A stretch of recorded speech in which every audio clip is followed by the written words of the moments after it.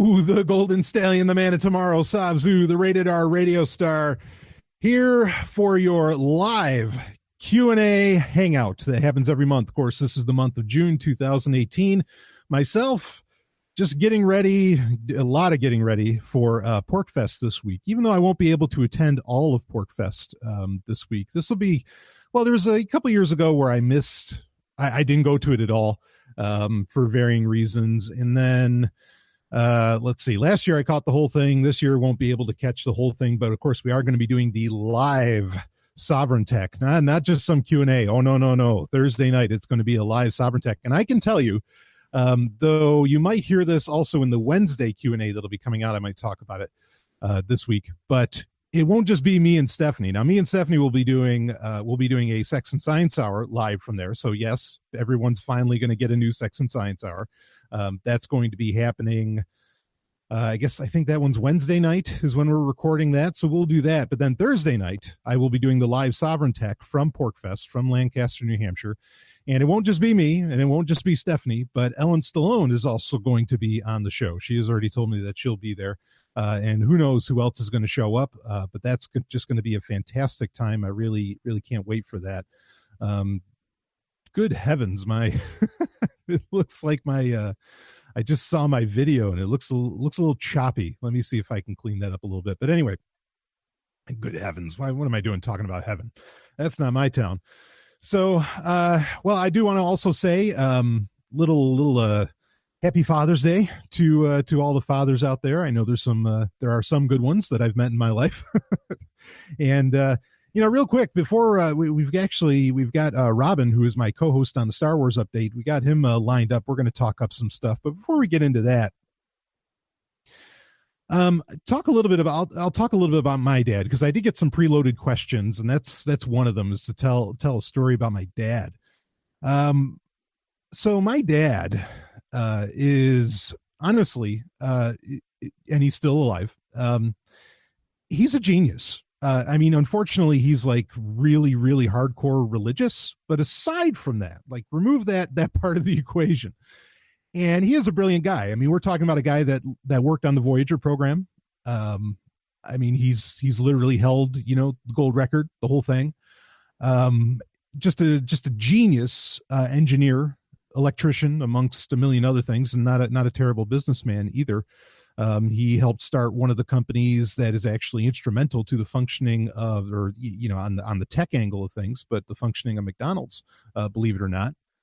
And, oh man, I'm not going to say he was necessarily the best father, but I have one pretty good memory that if, you're ever wondering, like, what's a good thing for a dad to do? What's some good advice? Because I know some Sovryn Tech listeners, Sovryn Tech's been going 6 years here. And I know some of you are now new fathers. I've gotten emails from you and you've asked, should I share pictures of my baby? Should I blah, blah, blah? You've asked all these kinds of questions. Well, I'll tell you something that stuck with me, and I am a difficult person to impress, even as when I was a kid. Something that stuck with me, and ironically, and I think this is part of the reason my dad loved to watch it, was because, he worked in the Voyager program, and then they had Star Trek Voyager. And of course, in the recent Star Trek update, we talked about Star Trek Voyager as well. And I've told this story to a few people at times because it's just something where, I thought it was just one of the most beautiful things a parent could ever do. I must have been, well, at the time, if Voyager was on air, I guess I must have been like, I don't know, I was younger, like preteen, not necessarily a teenager yet. I guess it might've been around 14 or so. And, my dad, so I was sick. I got like one of those 24 hour bugs, right? Where, you're throwing up and you're just vomiting over and over and over again. It's really, really terrible. It sucked. And so, we set up a little couch thing in the living room for me to sleep on and whatever. And I slept next to the television. This is back at a time where, having a television in every room wasn't exactly the most commonplace, even though we did have that, but like the big TV with the nice sound and all that, of course, was in the living room. So I got to, spend most of my time there. That way my mother and whoever else, could take care of me as needed while I was, vomiting and feeling sick and everything. And, pail could get cleaned and whatever. And, I couldn't fall asleep because like literally it's this 24-hour bug where you're just vomiting. And I know that all sounds gross, but, trust me, something really sweet comes out of this. at the time I was recording with a VCR. I was recording every episode of Voyager that it was all from season 1. Every episode of Voyager that I could, I was recording. And my dad, like just said, yeah, put on some Star Trek. You can't fall asleep, put on some Star Trek. And he just, the couch was kind of behind me, and he just laid in the couch, and he literally stayed up with me for it must have been like 20 hours before I could ever really fall asleep. And he just stayed up with me, and there was some odd 20 episodes, or like 19 maybe episodes of Voyager at the time, and we just watched the whole first season. He watched the whole damn thing with me, and like talked to me about it, what was going on within it and everything. And just to kind of like have that sort of, when parents can have that connection and really appreciate what their kid is into, and really take it seriously and really want to connect with them about that. I mean, that's definitely my fondest memory of my dad, was doing that. I mean, we did other cool things too. My dad would, for the local skating rink, he would fix arcade games. And so our garage would be filled with arcade games, often enough. And of course, my dad needed to make sure that his repairs actually worked for them, or did the job. And so I got to play a lot of the arcade games and everything, but he wouldn't necessarily like playing those. But I mean, that was always really nice of him too. But yeah, definitely the fondest memory of my dad was we watched like the entire first season of Voyager all in one shot. And it was a beautiful thing. And I felt really like I was really being paid attention to and respected, and that I was into cool shit, because my dad was such a genius. Like, admittedly, for a good chunk of my life, I was always kind of like looking to get him to call me a genius. Like, I wanted to, I think be it cultural or what, I don't know, but certainly a lot of, young boys look to get the approval of their dad. And when your dad is, that fucking brilliant, well, you try to be that fucking brilliant, I guess. And I certainly tried, and always look for kind of that approval. Eventually you get over it, and you realize maybe that's not so necessary. But it was cool that he took Star Trek really seriously with me. Like, that was really, really something. So yeah, fondest memory of my dad, there it is. Again, not to say he was perfect, not to say that it was always so loving and kind and all of that, but that really stuck out with me. So maybe that's something you'd want to do, with your kids, is like really, really pay attention to what they're into, and have a care about it, and maybe do a little marathon with them, do a little binge watch. I think that could be a nice thing. So anyway, we have other preloaded questions, but we also have people right in the chat room here. So why don't we go ahead and get to that first? And if you are in the YouTube chat, feel free to, send in comments. In fact, got some comments here. Hello, what's up? Do the newer PorcFest events more? Do I like the newer PorcFest events more, or the older PorcFest events? So let me answer that quick before we bring Robin on. That's a tough question. So I think the idea is that now PorcFest is more geared towards families, as to where it used to be more of a party, like you'd have the big gay dance party and everything. I will say this. Here's how I'll answer that question. I like it when PorcFest had the big gay dance party. I always enjoyed the hell out of that, and would attend every one and get dressed up and everything. It was a really great time. Did you have? Let's get to the next one here quick in the YouTube chat. Did you have a better relationship with your dad or mom? I think I felt closer to my dad, because like my dad was into the same shit that I was, really, and in fact, I've often said, like, the best thing my mom did when my parents got divorced, my mom was pretty hands off with me. Like, she just kind of let me do my thing, and I did all kinds of things, going to strip clubs, casinos and everything. Cause I always looked a lot older. Like, I've been balding since I was 15. So I've had my head shaved for a long time. But she just like let it ride and let it do things. So I didn't necessarily have a close relationship with her, but I do give her credit for just letting me go, letting me do my thing, which was really great. I don't think my dad would have been so good about that, but yeah, my dad and I were definitely closer, because we had very similar interests, and I just always thought it was so cool that he worked, effectively with NASA at points. Let's see. Your dad introduced you to did your dad introduce you to Star Trek? Was your dad a techie guy too? Yeah, my dad was a total techie guy. And yes, he absolutely introduced me to Star Trek. I can vividly remember the first time seeing Star Trek the motion picture. I can remember the commercials when I saw it. It was on ABC. It was the ABC Saturday night movie. I was probably like 5, Like, I mean, I can really remember it that well. Man, he was all on it when Star Trek The Next Generation came out. We'd watch the original series together and everything. I mean, yeah, he definitely got me into that. And you know, Star Trek gets you into the tech stuff, but when your dad is an engineer, you know, world-class engineer like that, certainly, you know, that gets you into it too. So anyway, and somebody said that was a nice story. Thank you. Yeah. All right. Well, let's so you can get more questions into the YouTube chat if you want as we go along. Otherwise, I do have other preloaded ones, but let's get to Robin right now. And I think Robin's got a very specific topic he wants to talk about, some of the new hotness that's going on. So Robin, you can go ahead and unmute yourself and we can what do you got, man? How are things going? Hey man, how's it going? Good.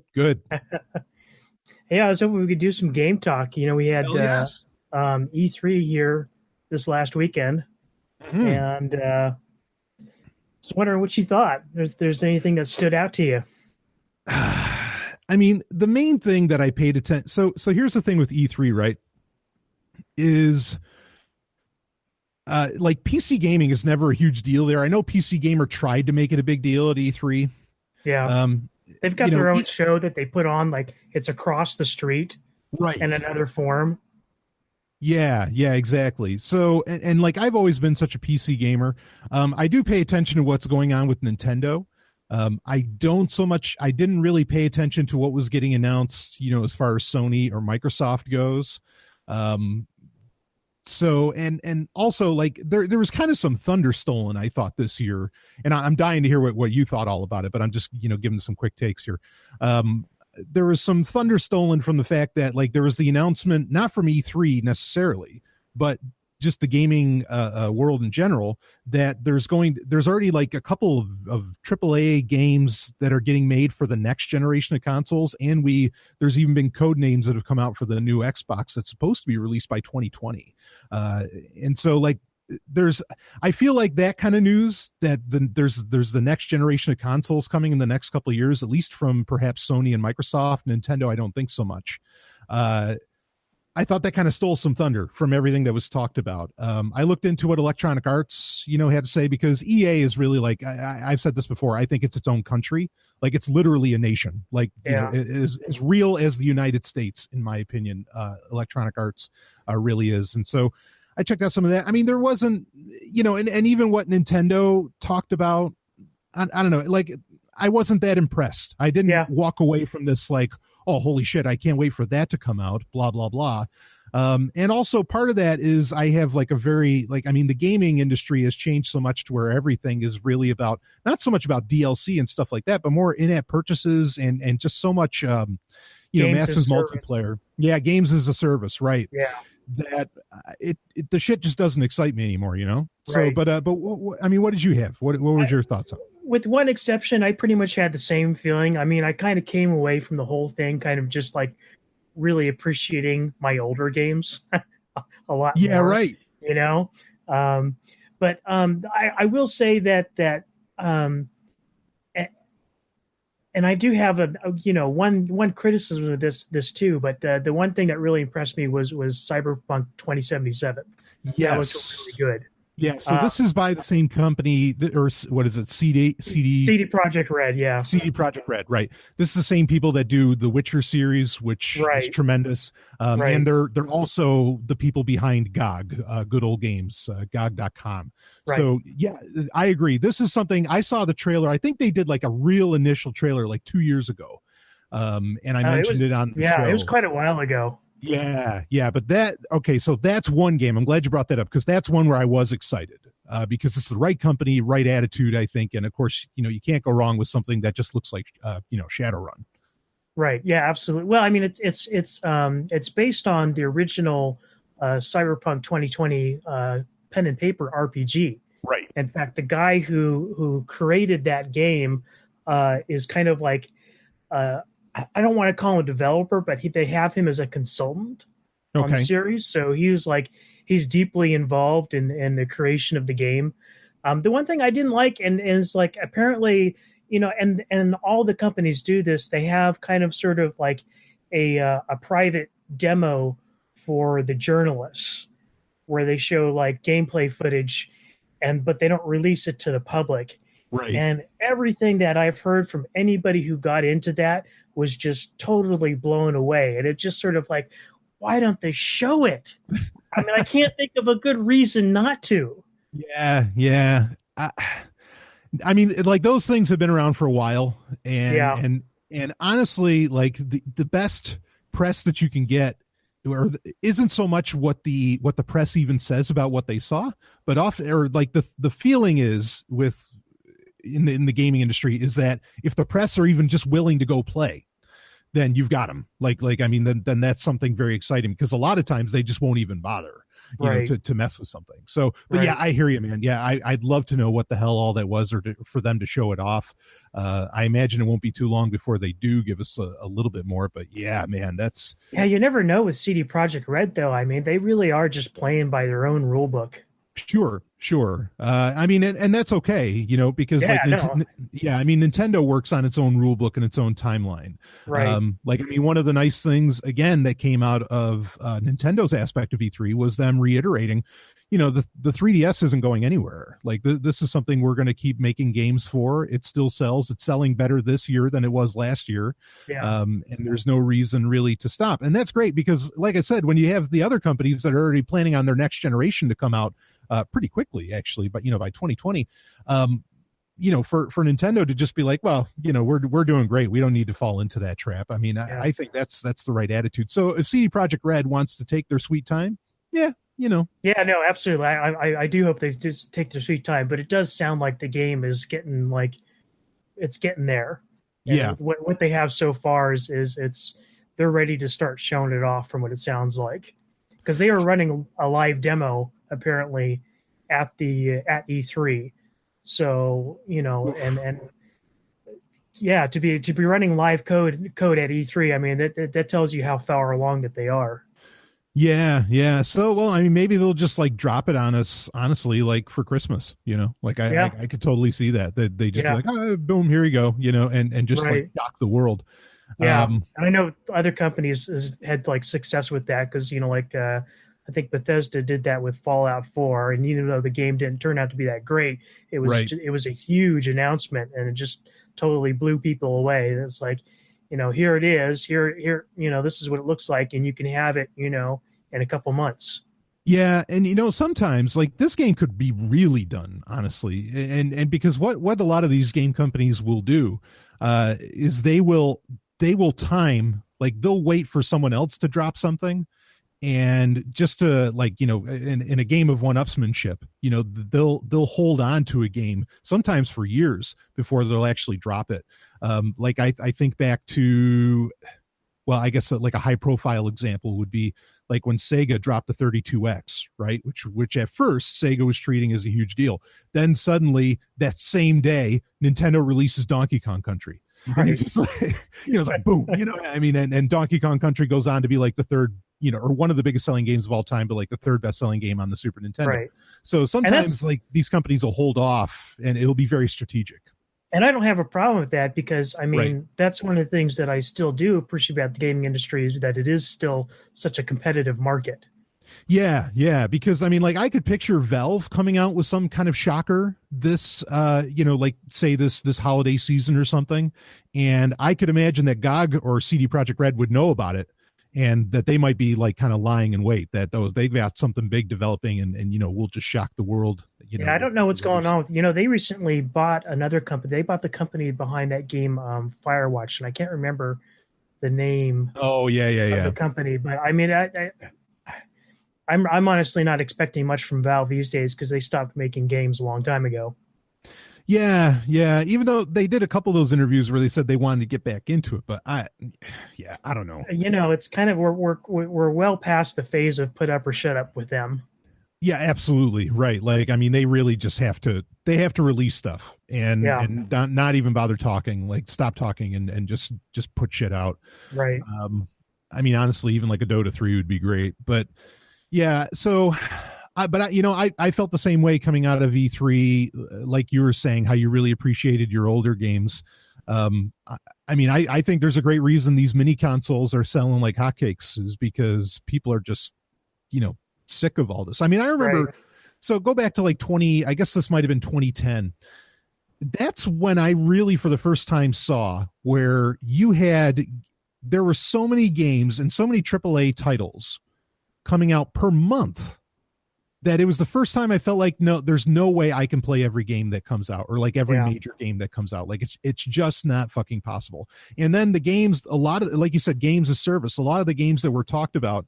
I mean, even Nintendo was like, oh yeah, we're going to get Fortnite. We're going to get this, blah, blah, blah. You know, like those are games, those games are lifestyles, and maybe not in a good way. You know, they're in some ways, maybe they're even worse than World of Warcraft. And I get annoyed by that. That they are kind of all in their own sort of like market and culture. I mean, it's the whole esports thing. Sure, which right. To me, that is a ridiculous sort of name. I mean, but I mean, I can't not recognize that it is a thing. Yeah, of course. But here again, to me, it's just kind of silly, and that's not something I have any interest in. Yeah, absolutely. Yeah, I mean, like I like the idea of video games being competitive. Like I love Street Fighter tournaments or like Super Smash Brothers tournaments and things like this. But a lot of these other ones, it just feels, I don't know. It feels like a trap. It's a tarp. Yeah. I don't know if it's trap. I just like to me, it's just like I've never really been that into multiplayer games. Same here. No, totally same. So it just doesn't tickle my fancy. I'm sure it does it for other people. You know, I know it's a big thing in the culture of some countries like Korea. Oh yeah. Well, but then I mean, also like Korea is a great point to bring up, because I mean they have like some very different mindsets there. Right. As far as like interactivity with, honestly, with groups of people. I mean, like they have very different ideas. And like there's games that are unique to Korea that you can kind of see it on display. It's this like abstract thing that just gets lost in translation whenever you try to bring it to or put it in English. So that's a great point to bring up too. But so hey, you mentioned EA earlier. Yeah. And I'm wondering what you think that's going on with it, because it definitely seems like they're in trouble this year. I mean, they've just had kind of one snafu after another. Yeah, I felt like they were playing things kind of conservatively at E3, where I don't know, like they're totally reaching into the whole retro box, meaning like with what they're doing with Battlefield, they're going back to like old Battlefield styles of gameplay and even themes and everything. And there's even been a backlash against that. I mean, it's totally bizarre. And I think some part of it, I think people are not even necessarily reacting to the things that they say they're reacting to. I think they're reacting to just kind of like a general sort of, displeasure with the company and the way they've been, running the company. Yeah, I mean, I think Battlefront 2 really hurt them. You know, Star Wars Battlefront 2. Yeah, like absolutely. That is a major burn. And like, and I think it's hilarious because we didn't, of course, you and I, Robin, we do the Star Wars update for Sovryn Tech Patrons once a month. This is something I'm sure we'll talk about in July. But there was a Jedi Fallen Order. Is that the new? That's the new. Right. All they really announced was the name and the time period it takes place in. That really hasn't been any news other than that. They did say that it was concentrating on single player. Yeah. And I think that that's fascinating, that's like, because you would think that's anathema, right? Because especially when you look at the rest of E3, like what the hell, what is this? But they are concentrating on storyline, more single player. And yeah, I mean, I don't know, but I mean, they can still, the thing is that EA's proven that they can integrate these live services even into single player games. So it still remains to be seen whether or not they're still going to be pulling some of the same shenanigans. Sure. No, that's a fair point. But yeah, I think there's, the gaming industry is pretty interesting right now. I'm going to be curious, like next year's E3, what the narrative is going to be compared to this E3. Yeah. But this is probably the most lackluster E3, honestly, that I can think of, where it just wasn't, I don't know, it wasn't really exciting. And a lot of the exciting gaming announcements were other than Cyberpunk 2077 there or whatever, was happening like months before and completely outside of that and everything. Mm-hmm. I mean, and honestly, a lot of it had to do with the retro consoles that everybody was just, going nuts over. So yeah, I hope next year we hear something about Metroid Prime 4. Yeah. I mean, that's the thing too. Like Nintendo's, what do they call them? Nintendo Direct. Like that's the name of their little conferences that they'll Mm-hmm. drop out of nowhere. Those are white hot right now. I mean, Yeah, yeah, people get so excited for those, and they make up a lot of their big announcements with that. And yeah, Metroid Prime 4, I'm all about it. I was pleased with Smash Brothers Ultimate that yeah. Nintendo announced.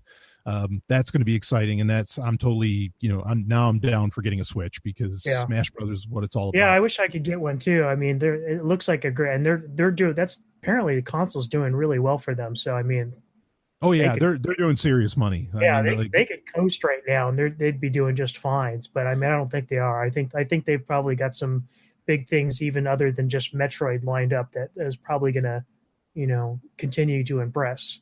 And I really sure. do hope they keep they to support the 3DS more because we need some more big titles like we got uh, like the Metroid 2 remake. Yeah, well, I'm looking forward. They do have the remake of the original Luigi's Mansion. They did the sequel to Luigi's I Mansion, was gonna of say, course. didn't they just come out with the sequel recently? Well, it was a couple of years ago. It was Dark Was Moon it? that came Okay. out, All and right. that's a rock solid game. Lots of fun.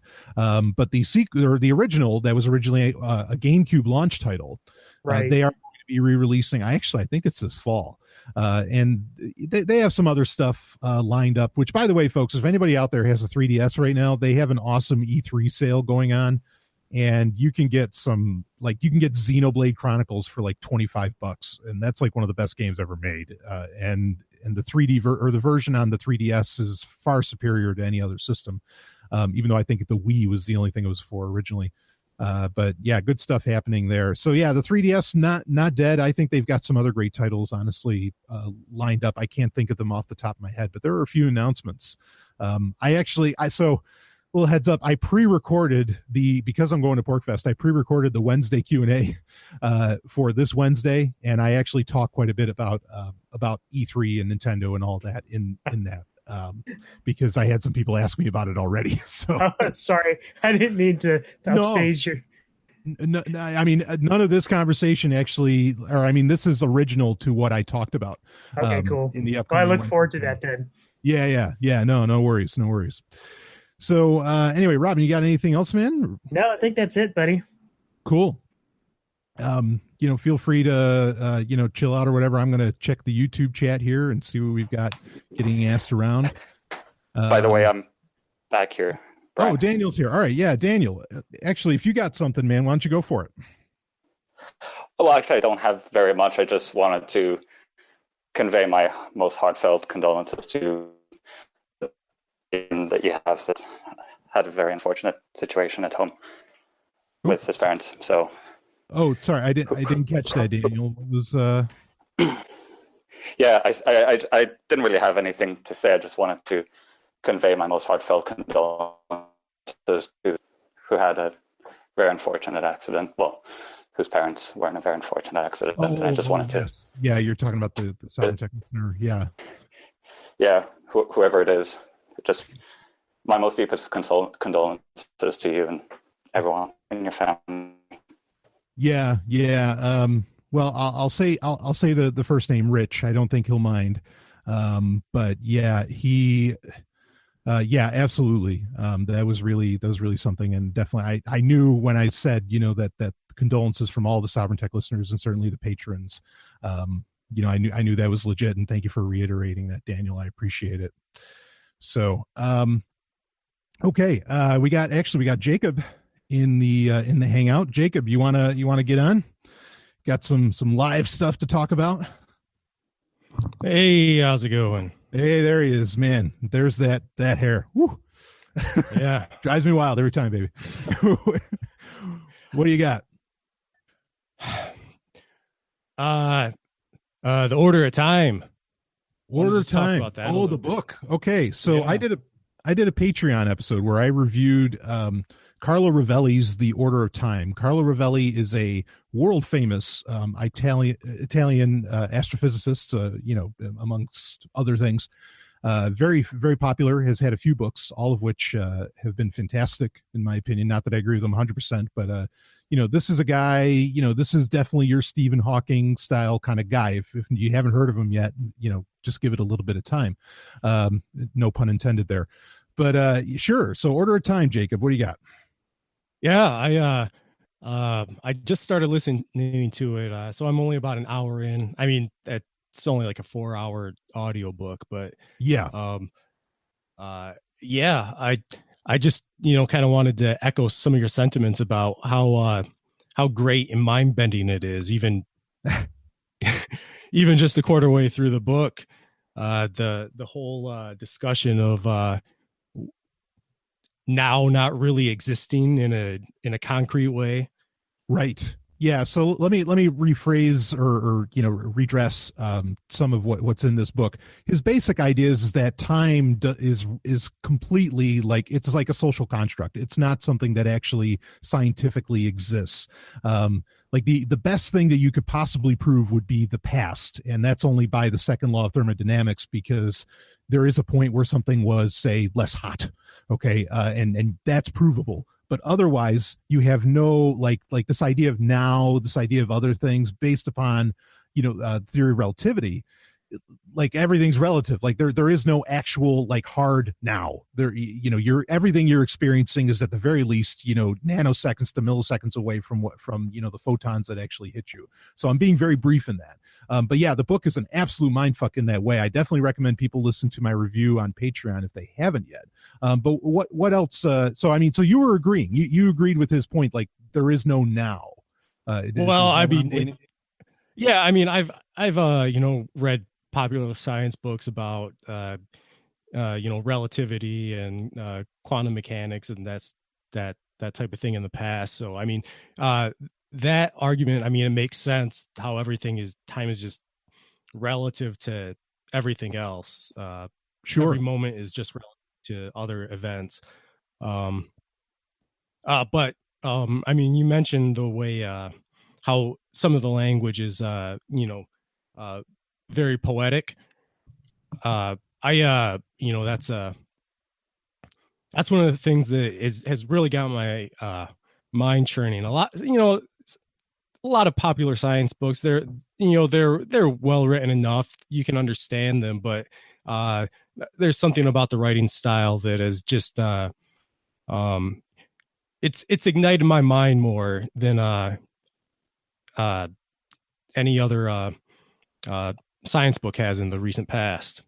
Sure. Yeah. I mean, that's really like that something that makes it stand apart from, say, like the works of Brian Greene or even Neil deGrasse Tyson, a lot of these other more recent ones. And this is a point I've made actually a few times, but I've made on certain best episodes of Sovryn Tech where Ellen and Stephanie are on. But like, not just with science, but I guess, one can make the argument everything's science. But poetry and even poetic language really puts on the why. Like it gives you, it's not, because science is very much the how and all that. I mean, and yes, it's part of the why, but like, what does it personally mean for you and how does it integrate in your life and everything? Poetic language really does that. It gives you the why kind of innately. It's almost like when you use that kind of language, when you're talking about science, I think it's almost like the serif on a font, okay, where it's supposed to like help you read, if you're reading text, it's supposed to help you read in a straight line when it has the little serif, which is the little line that makes them all connect. And then of course there's fonts that are sans serif. When you have something that's poetic, I think when it has a poetic language, it totally helps you understand. And again, it gives you the why of why is this important? What does this mean to you? So yeah, I'm glad you recognize that as well. Ellen actually read the book too, and she said the same thing, like that it was so beautifully written that it can't help but engage your mind in ways that many books just don't. So yeah, that you're definitely spot on, I think, with that, Jacob. Yeah, and it's not directly related to the book, but to your review of it, you were mentioning about your theory of the spiral, and you thought of that as possibly a representation of time. I've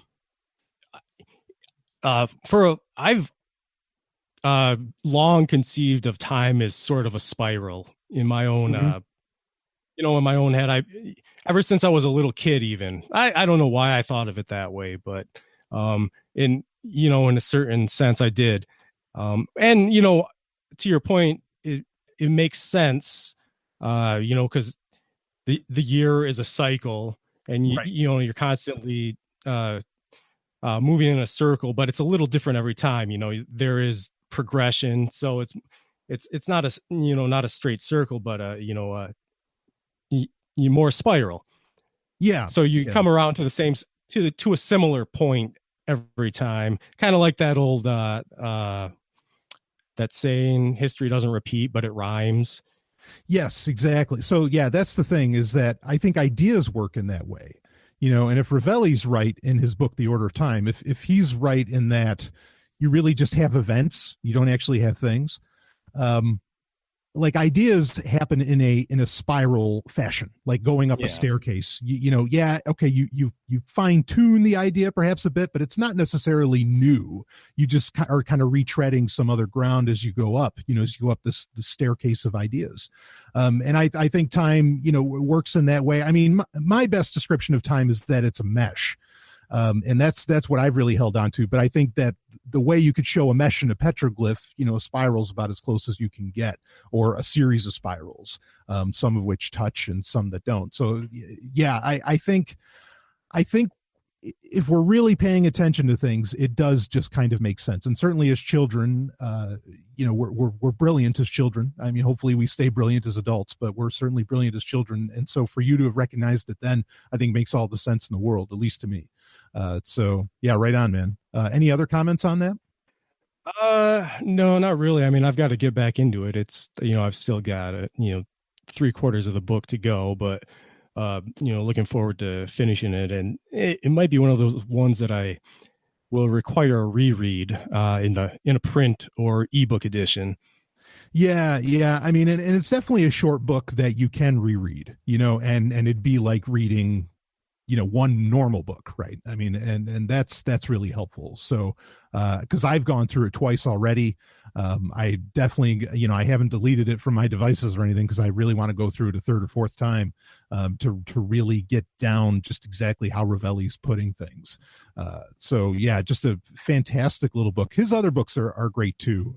Certainly the oh shit, now I'm trying to think of the name, but anyway, the seven basic. Oh yeah, the 7 brief lessons of physics. Lessons in physics, that's what it is. Yeah. And reality is not what it seems. That's the other one, which has a lot more to do with quantum loop quantum gravity, all of which I think are really interesting, ideas to look into that aren't exactly mainstream yet, but are certainly being explored by the mainstream. So yeah, great stuff. So got anything else, Jacob?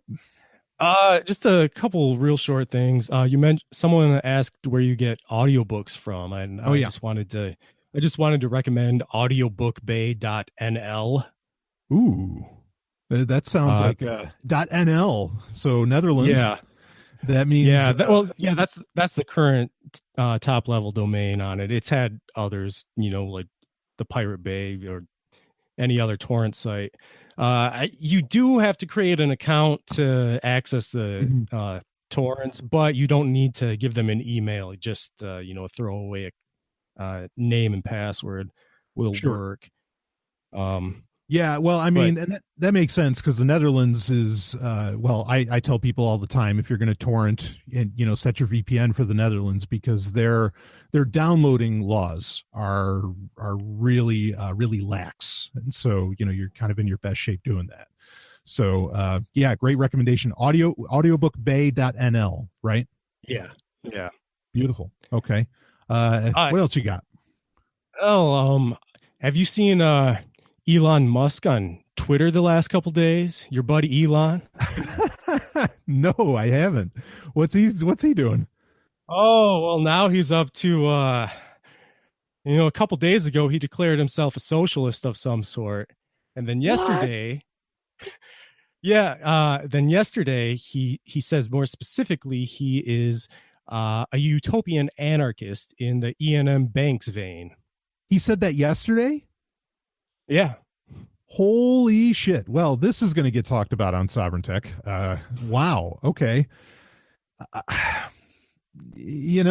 I was saying this for Bezos, that I think he like he's trying to actually like create, very much the culture, I think, or from the culture series of E&M Banks, which is that's referenced to, which they are kind of socialist, utopian, anarchists in that.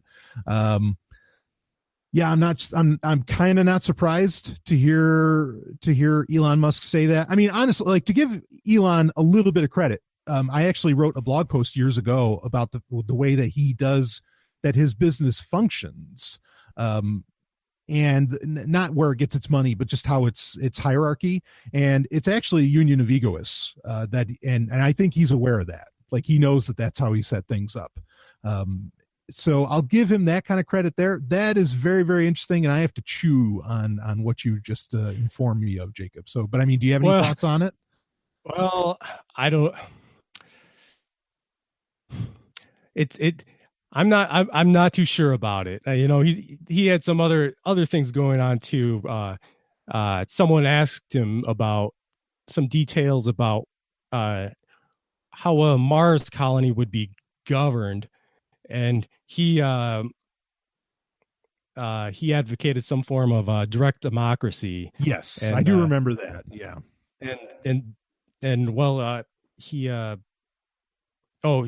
he reiterated that yesterday because someone asked him about that. So I'm really not quite sure where he's coming from. I mean, I know he's a fan of the culture. His barges that he lands his rockets on are named after culture ships. Yeah. But I'm a little skeptical of it.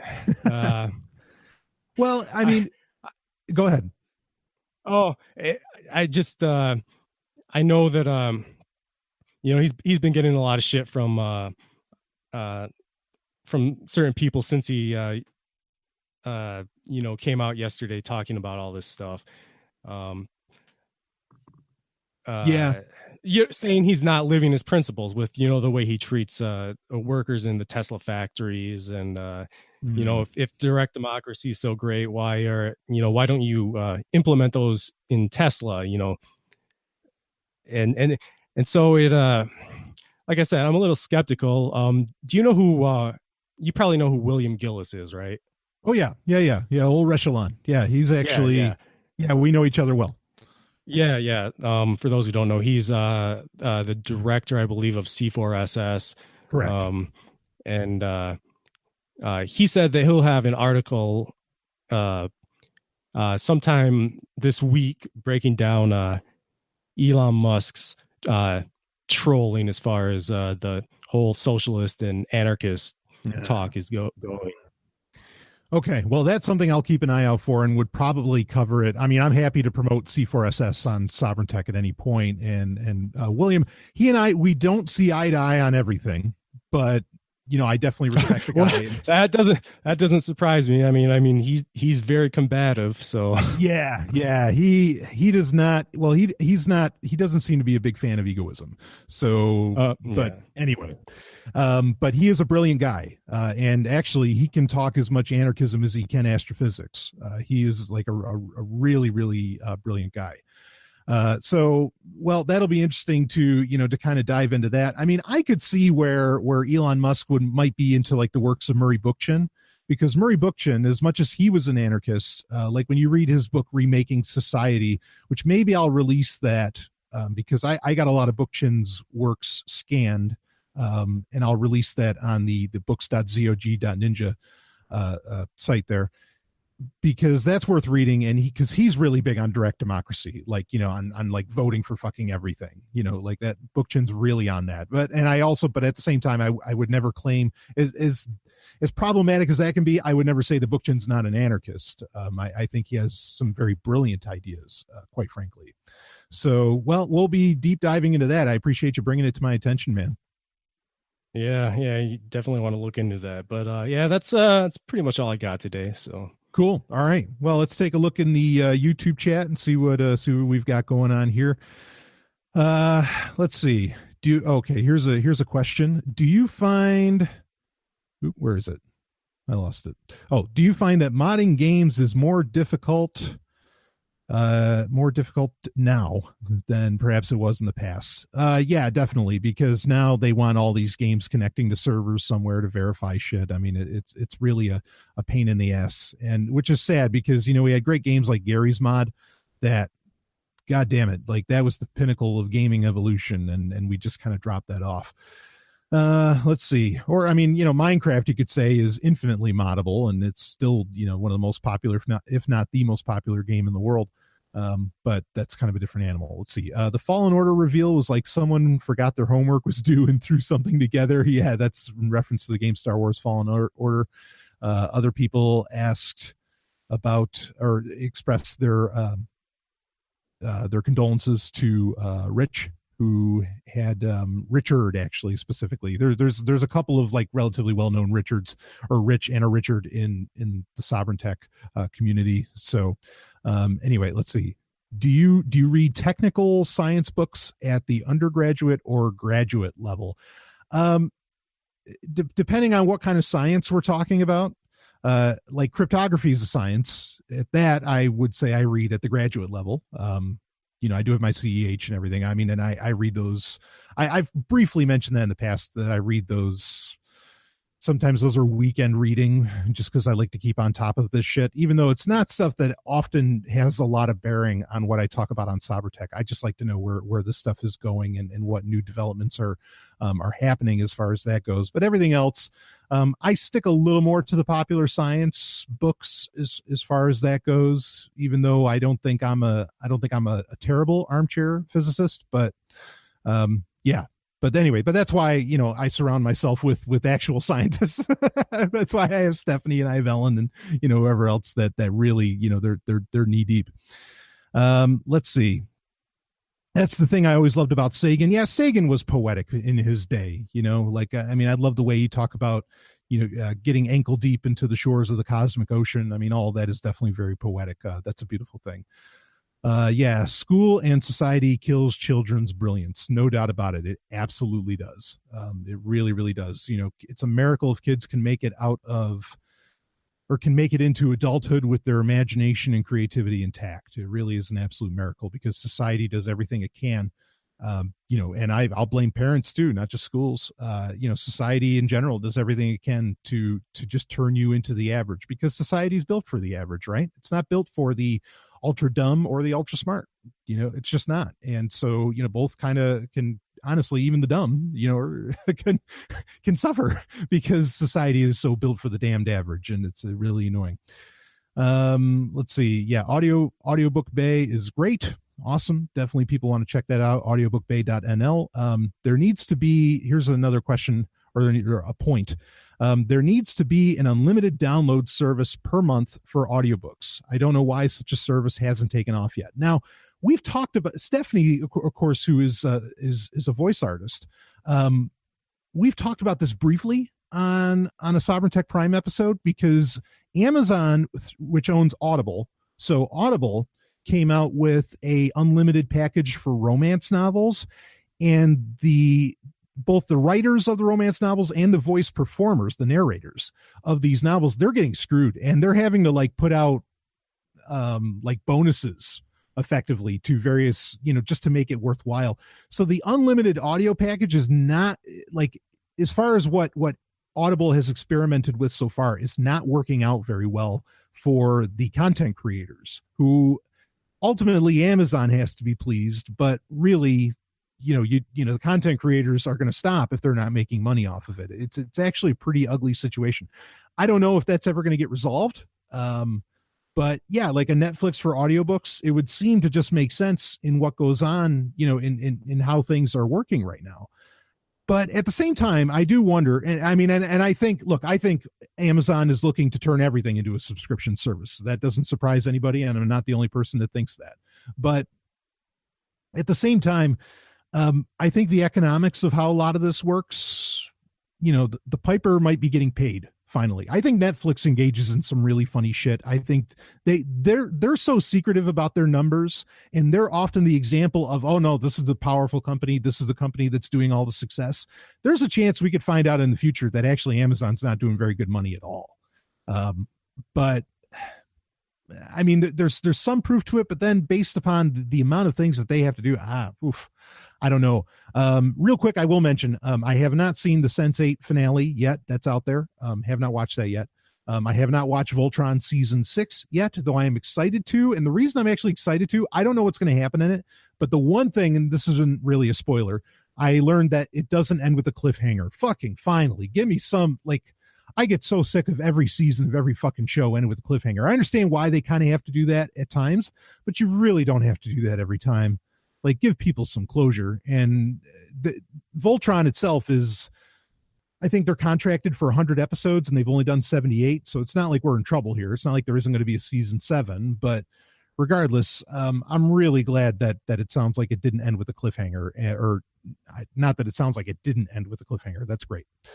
Let's see what else we have here. I bet this is a lead up to more UBI stuff. Like with what Elon, Bezos, a lot of this other, what these guys are doing, being into the culture series and everything, which remember, we talked about this on Sovryn Tech Prime episodes. Elon's really into the culture series. Well, who's actually making the culture series into a TV series? That's Jeff Bezos. I mean, these guys are really, really into this stuff.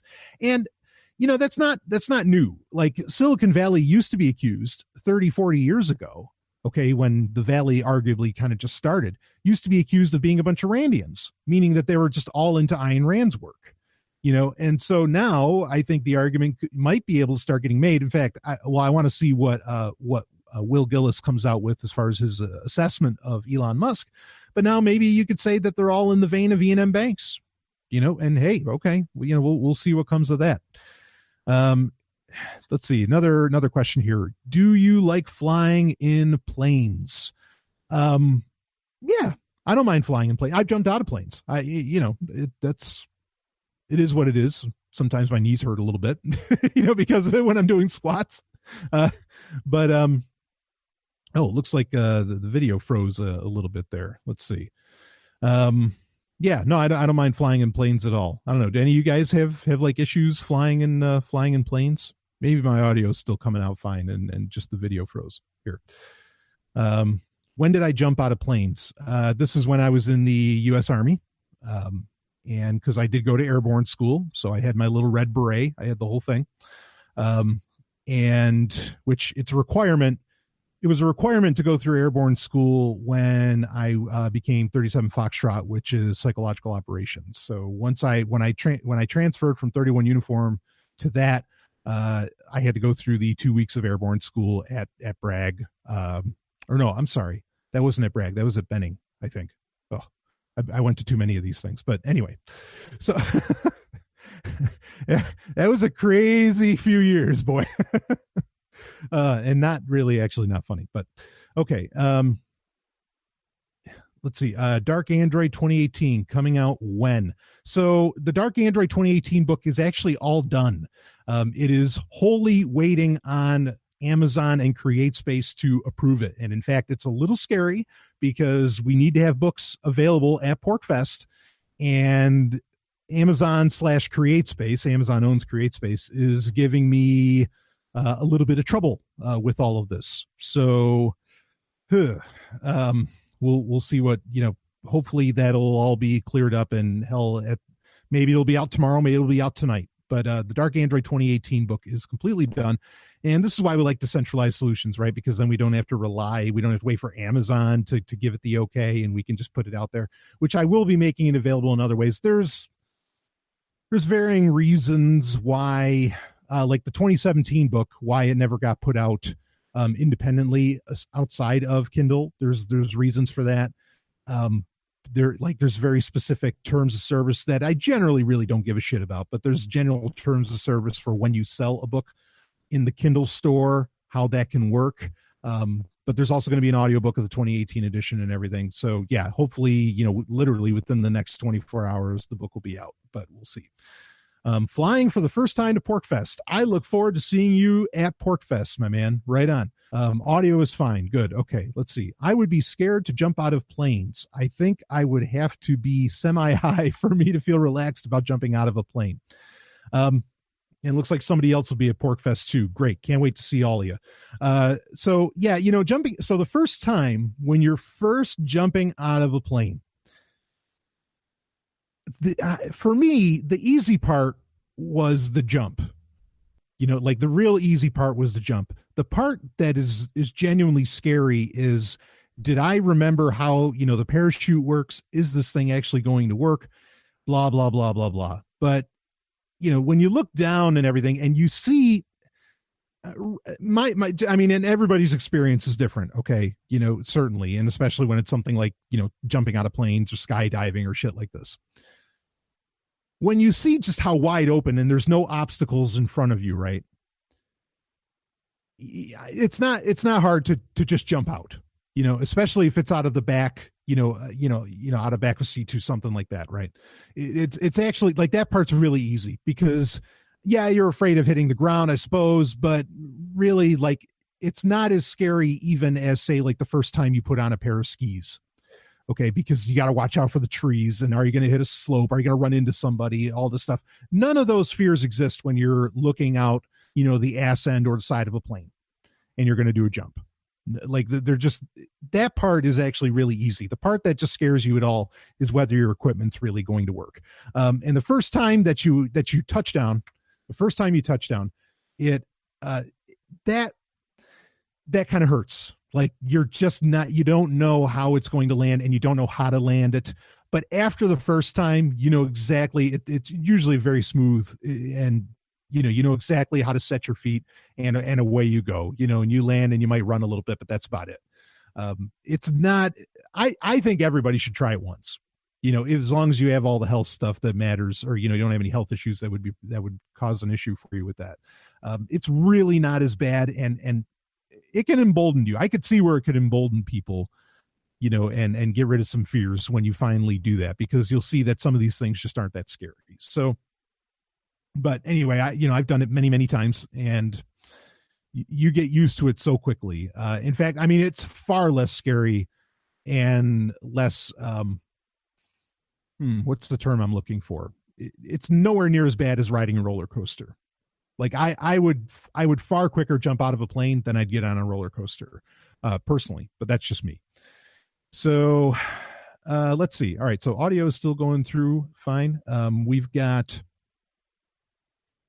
well, it's almost 5:00, so we can start, wrapping stuff up a bit, but, all right. Something I want to get out there.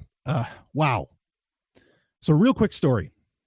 There's a band called, and it came out of nowhere. So here's what's really cool. So I got a very nice thank you from the drummer of the band Power Glove, which I've talked about in previous Wednesday Q&As. And I'm a huge fan of Power Glove. I've been a fan of Power Glove for a very long time.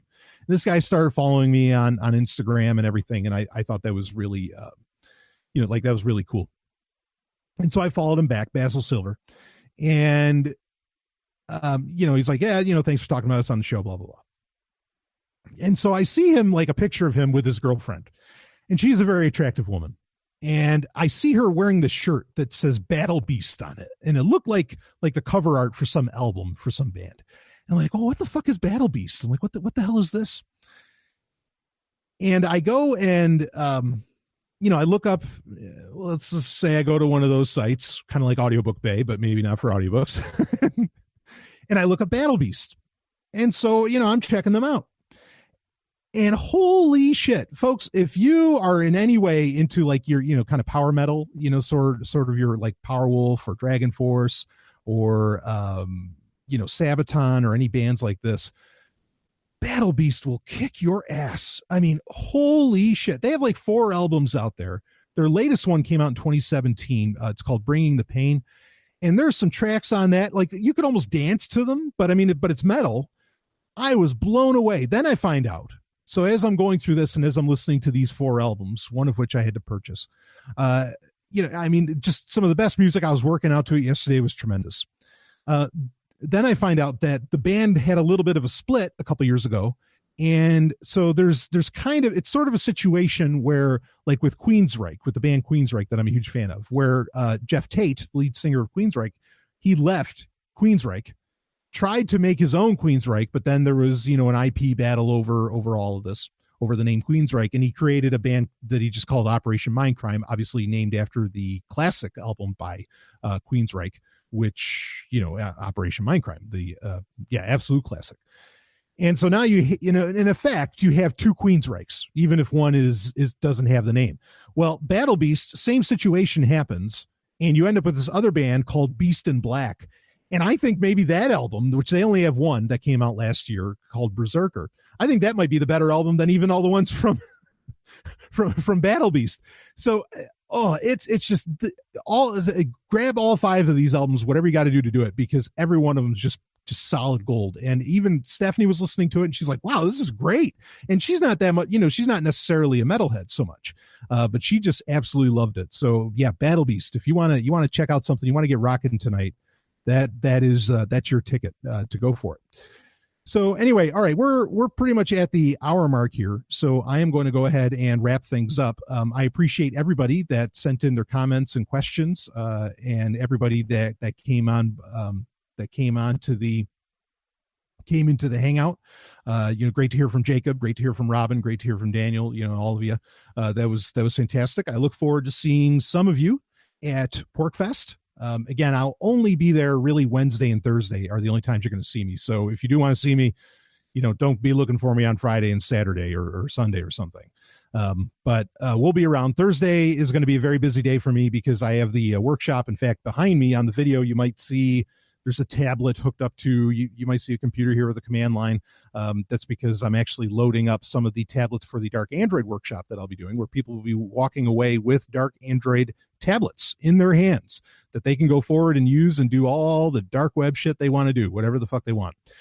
So that's going to be a great time. And I have a talk also. So, I mean, Thursday is going to be nuts, but it'll be easy to find me. That's for sure. So, all right, well, I'll wrap that up with that. I had a couple of other preloaded questions that people are going to ask, but maybe I'll save those for a future Wednesday Q&A, or maybe even a future live hangout. We will see. And I still want to do a live hangout. I think it'd be awesome if we did a live hangout where Stephanie and Ellen were on too. Maybe we can make that happen. And hell, let's have all the co-hosts. We could have Robin on too, and I'm sure he'd be down for it at some point. Yeah, he just gave me the horns. So fuck yeah, baby. All right, that's it for your June live hangout Sovryn Tech Q&A. Again, thank you to everybody that participated. The audio version of this will be out in pretty short order tonight, and I will see all of you on the other side.